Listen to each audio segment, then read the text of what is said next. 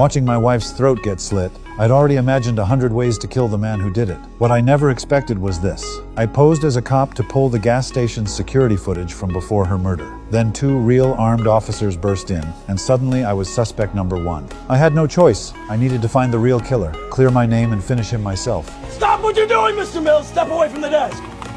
Back away from the desk. Step away from that desk! I'll sue you!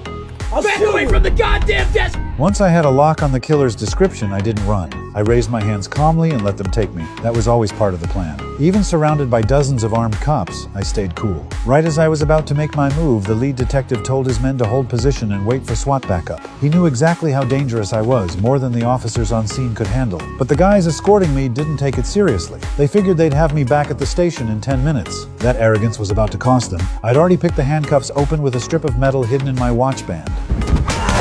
I threw one officer out of the moving car. By the time the driver realized something was wrong, it was too late. I grabbed the wheel, yanked it hard, and sent the car airborne into oncoming traffic. Everyone watching gasped. Oh my God! See that? What the hell is he doing?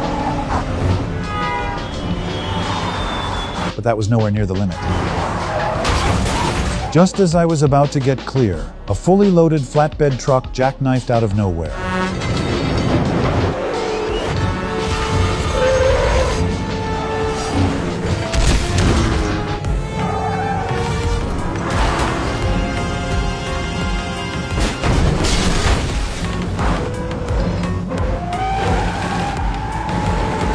Every bit of this was for one thing, the patrol car's computer. I forced the officers to hand over their phones and radio, then plugged in a USB drive and pulled every call record from before my wife's murder, planning to match it against the killer's tattoo from the security footage and nail down his identity for good. The download had just hit 70% when a helicopter locked onto me. Dozens more police appeared up ahead, opening fire on the car until it looked like Swiss cheese, and they still didn't stop. Nobody expected what I did next. Instead of turning around, I floored it straight into a multi-level parking garage. I didn't stop until I reached the roof. I needed to buy enough time for the download to finish, and I was willing to bet my life on it.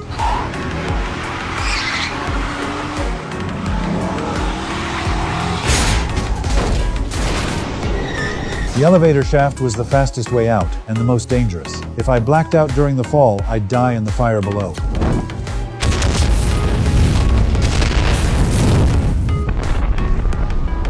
The detective watched the car explosion that supposedly killed me, and finally let his guard down. But just as he was about to file his report, I called him myself, very much alive. He was floored. All you have to know is I'm innocent.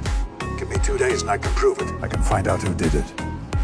You may very well be innocent, Mr. Oaks, but that's the court's job to decide. It's not mine.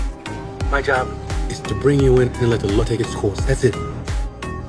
Good luck. Furious at my taunting, he couldn't hold back and quietly set up an ambush near the cemetery. He knew that as her husband, I'd show up for my wife's funeral no matter what. But the service was almost over, and they still hadn't found me. The wire they'd planted on my daughter had been jammed the entire time. Listen, he'll be in touch. Your very predictable schedule. Sam pointed at the button on her jacket, and in that instant, my daughter understood everything. Seeing the pain on my daughter's face broke something in me, but it was the only way I could say goodbye to her mother. And it added one more name to my hit list, the police, for getting in the way.